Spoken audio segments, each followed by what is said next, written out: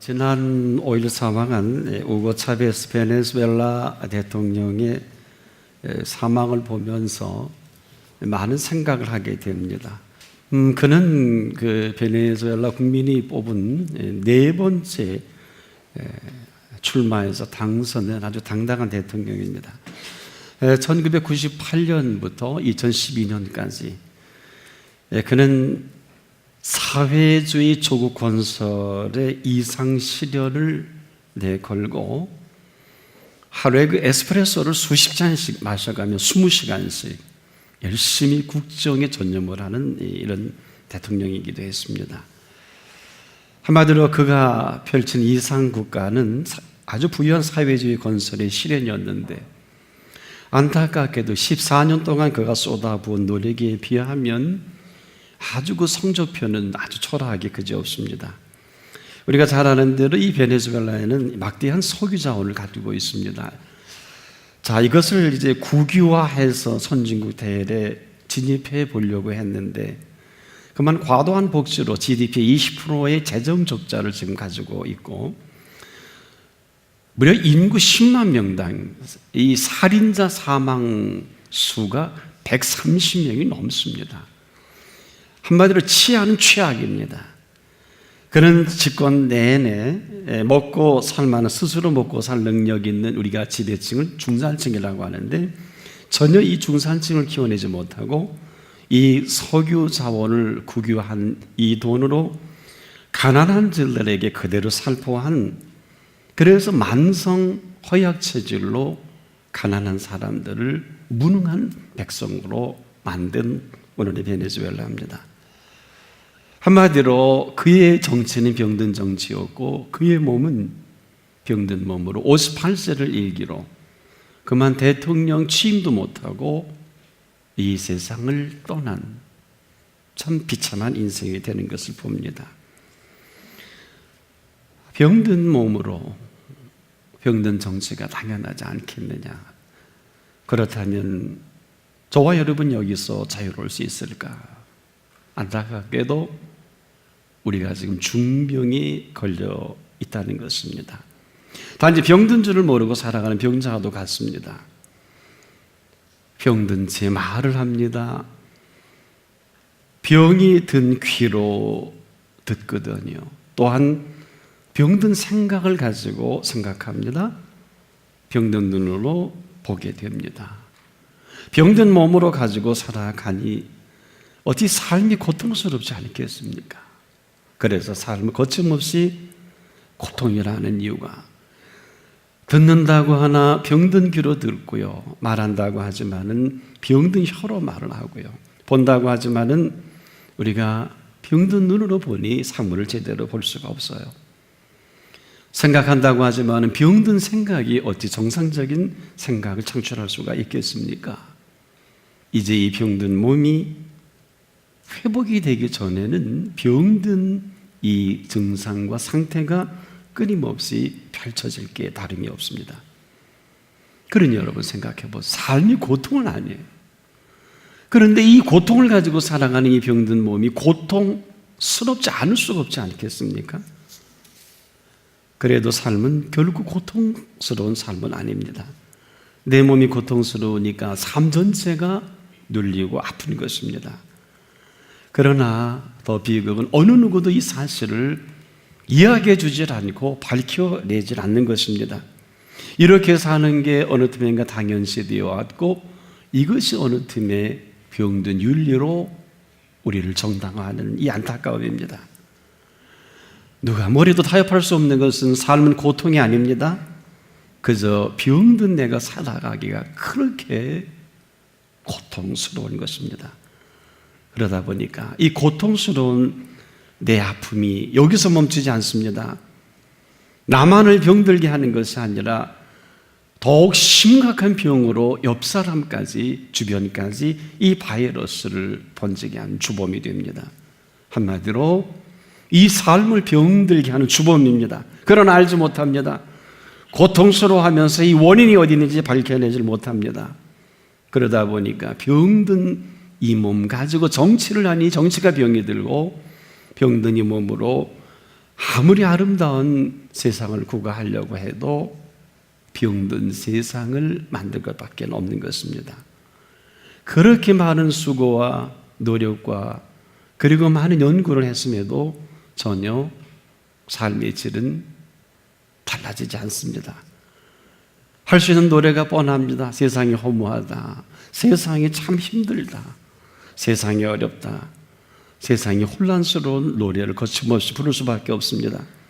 한마디로 병든 세상을 내가 만들고 나는 치미를 떼는 것과 꼭 같습니다.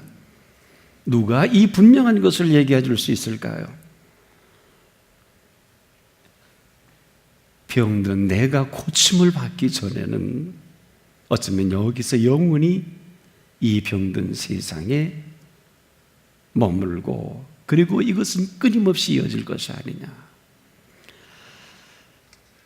그럼에도 예수님께서는 오늘도 이 병든 우리의 모든 이 몸과 흐름을 그냥 내어버려도 두지 아니하시고 오늘 찾아와 주셨습니다. 병들어 살면서도 병든 줄 모르는 당연시 여긴 이 병든 삶 속에 이 병을 고쳐주시기 위해서 오신 예수 그리스도이십니다. 바로 생명의 봄을 안고 찾아오셨습니다. 이 생명의 봄 속에 피어낼 새로운 생명의 잔치가 있어요. 바로 이 절기는 그러한 생명의 봄을 피워낼 절기입니다. 분명한 엄청난 값을 치르고 피어날 생명의 봄의 그 근원 바로 생명의 떡입니다. 이 생명의 떡으로 병든 몸을 일으켜 세운 생명의 떡인데 이 떡을 일찍이 먹은 사람이 있어요. 오늘 이 본문의 베데스다 목가에서 헤매는 이 사람이 베세다 광야까지 여행을 한 것입니다. 이 사람에게는 38년 동안 알아 누워서 어느 누구도 못에 넣어줄 사람도 없어요. 물이 동할 때 시기 다 보냈습니다. 아무도 고도를 넣어주지 않는 이 사람, 그만 그분이 오셔서 일어나 내 자리를 들고 걸어가라. 너무 좋아서 그분 따라다니다가 한 번은 성전에 만나서 지적도 받았어요. 아마 이 사람이 살았던 옛 모습대로 그대로 말하고 그대로 행동했었던가 봐요. 다음날 성전에 만나서 예수님이 심각하게 이렇게 지적하십니다. 더 중한 것이 생기지 않게 죄 짓지 말라. 그 뒤로 졸졸 따라다니는데 어느 틈에 이분이 벳세다까지 오게 된 것입니다. 기대가 돼요. 그런데 이 사건이 장안을 확 뒤집어 놨습니다. 많은 무리들이 벳세다에 몰려든 것입니다. 장정만 무리 5천 명이에요. 수만 명이 몰려든 이 벳세다 광야에 이 사람들은 38년 된 병사가 일어난 사건 이후이기 때문에 너무 잘 압니다. 그런데 그 틈에 함께 여기까지 온 이 사람을 아무도 알지 못합니다. 수많은 사람들이 이렇게 모여있는 이 광야의 궁금증이 뭘까요? 야, 여기서 또 무슨 어떤 하나님이 저분이 이적을 나타내고 저분을 통해서 어떤 모습을 보여줄까 매우 궁금했던 것입니다. 그런데 이분은 아주 상상 밖의 모습을 드러내 보이시는 것이 바로 어린아이가 가지고 있는 보리떡 5개, 물고기 2마리를 가지고 베푸신 축사입니다. 상상하지도 못할 일입니다. 사실은 그들은 허기 졌고 굶주리고 있겠습니다만은 사실 생명의 떡을 먹기보다는 그 엄청난 이적과 기사를 보고 싶은 것입니다. 그런데 생뚱맞게도 이분은 그만 그 보리떡 5개와 물고기 2마리로 축사하시는 거예요. 그 많은 사람들 앞에서. 다들 심각하지 않았어요. 아마 우리도 지금 심각하지 않은 것 꼭 같을 거예요. 너무 많이 들었죠? 가장 심각했던 사람은 38년 동안 자리에 누워있다가 아마 그가 5살에 그렇게 병이 들었다 해도 10살에 그 병이 들었다 해도 이 세상이 얼마나 궁금하겠습니까? 생각해 보세요. 들에도 상에도 강에도 가보고 아마 짐승도 만져보고 그는 온통 새로워서 어쩔 줄은 모를 거예요. 그 유명한 헬렌 켈러가 쓴 책 중에서 3일 동안 볼 수 있다면 여기 이런 얘기가 나와요.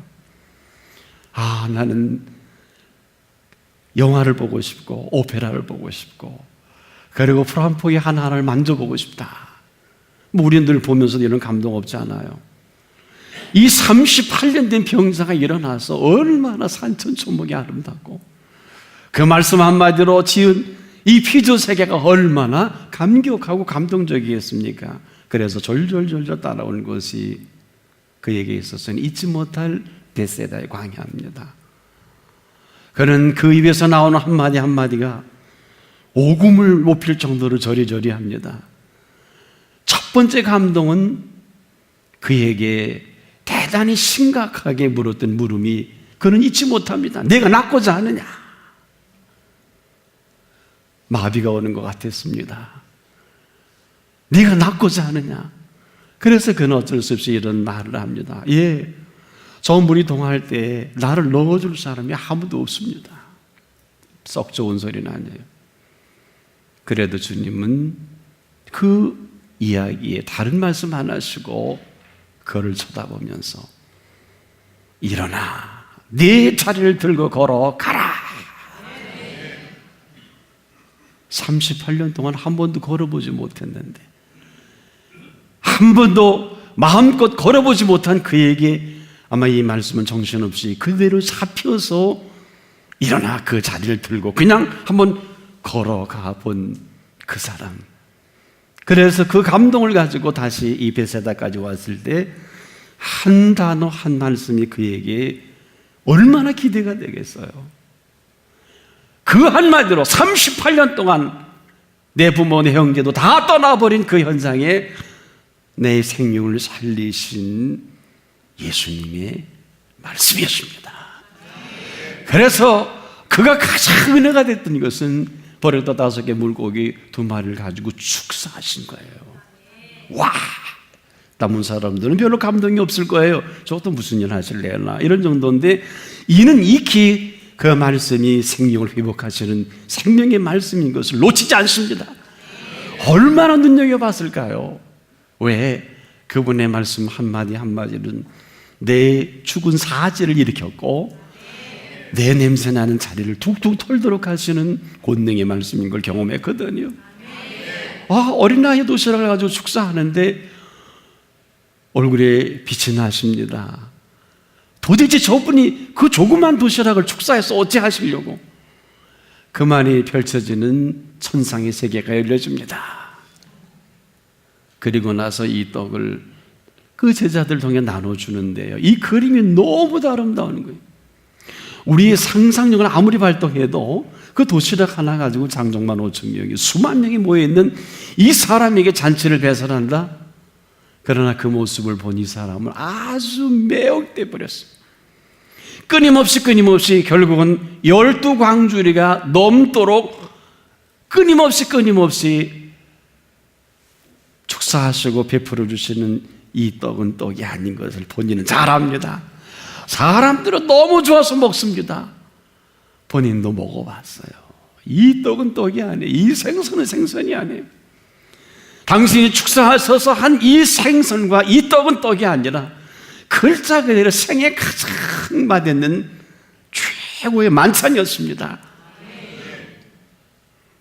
그 말씀으로 축사하신 그 말씀으로 내가 일어났는데 그 말씀으로 내가 지금 여기까지 베데스다 못해서 베사다 광야까지 내 생애 최고 여행을 했는데 오면서 산천초목을 보고 새들도 봤을 거예요. 들의 백합화도 봤을 겁니다. 얼마나 새롭고 상천하지의 조화가 바람은 그렇게 좋을 수가 없어요.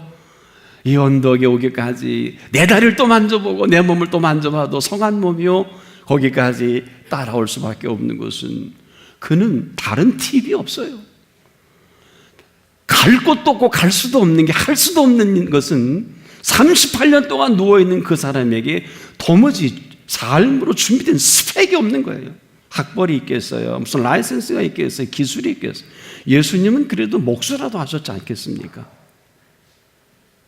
갈 곳도 없고 맞이할 사람도 없으니 예수님만 졸졸졸 따라다니다 그만 베데스다 모텔에서부터 성전에 돌고 너무 기뻐서 그분만 졸졸졸 따라온 벳세다까지의 그 여행은 일평생 잊지 못할. 그런데 오늘 이 광야에서 벌어지는 그가 축사하신 이 떡은 축사가 아니라 그 입으로 나를 일으켜 세우신 그 생명력이 그 떡과 그 고기에 담겨져 있는 것입니다. 그는 먹고 또 먹었어요. 제가 보기에 한 4, 5인분을 먹었을 겁니다. 저도 컨디션이 좋을 때는 생선 초밥을 몇 인분 먹습니다. 생선밥이에요. 얼마나 좋았을까요? 그래서 얼마나 황홀했을까요? 오, 저분이 나를 살리신 이 떡이구나. 그에게는 생명의 떡이 성령의 피로 칠하다. 그에게는 그 언어 자체, 그분이 축사하시든 무슨 말씀을 하시든 그 자체가 그의 머리끝에서 발끝까지 전 인격입니다. 너무 황홀한 것입니다. 너무 기쁜 것입니다. 누군 먹고 배부른 까닭이 아니겠느냐 하지만 상관없어요. 어떤 모습이든 그에게 펼쳐진 이 공간은 공간이 아니라 그간 아름다운 동산의 잔치입니다. 이 풍요롭고 넉넉함을 누가 알 수 있겠습니까? 그러나 그 모습을 예수님은 뚫어지게 쳐다보셨을 거예요. 주님과 이 38년 된 병자에서 회복된 이 사람과의 미로의 벳세다 광야가 아니겠느냐. 그는 언덕에서 부를 노래가 있고 불러야 할 이유가 있는 그 자리요, 그 생명의 떡입니다.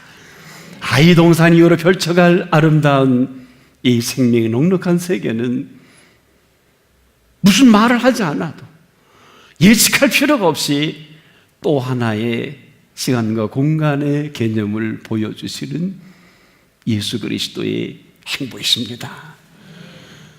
바로 그 동산에 생명지기가 있음을 그는 알게 된 것이거든요. 그 동산에 생명지기를 통해서 많은 생명을 그 한 말씀 한마디로 회복할 걸 너무 잘합니다.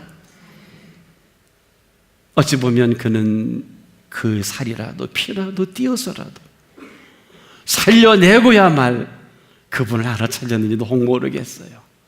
그 많은 사람들은 먹고 배부른 까닭일런지 모르겠지만 이 사람에게 있어서 그분에 나오는 메시지는 생명 그 자체였습니다.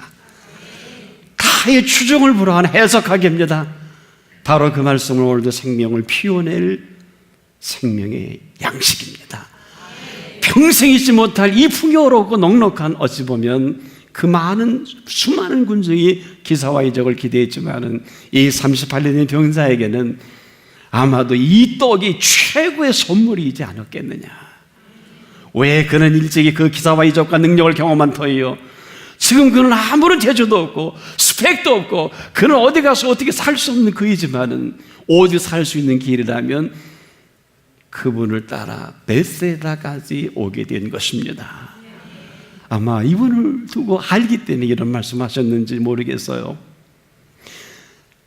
내가 진실로 진실로 너에게 이르노니 하늘에서 내린 떡은 모세가 준 것이 아니라 오직 내 아버지가 하늘에서 내린 참 떡을 너에게 주시나니, 하나님의 떡은 하늘에서 내려 세상에 생명을 주는 것이니라. 저건 내 말씀이다. 그 다음도 어렵지 않았습니다. 가로되 저희가 주의 이 떡을 우리에게 항상 주소서 할 때 이 사람에게는 이런 말할 필요가 없어요. 때 예수님이 이렇게 답하십니다. 내가 곧 생명의 떡이니. 여기에 이분은 아멘 크게 했던 것 같아요. 왜? 이미 그 떡을 먹고 살아났으니까요. 이 사람에게 있어서 나를 믿는 자는 영원히 목마르지 아니하리라. 다른 곳에 살 곳도 없고요, 갈 데도 없고요, 살 수도 없는 이 사람, 바로 이에게 피어는 생명의 봄입니다. 베데스다 못에서 벳세다까지 가는 이 아름다운 여행의 마지막 하이라이트가 아니겠느냐.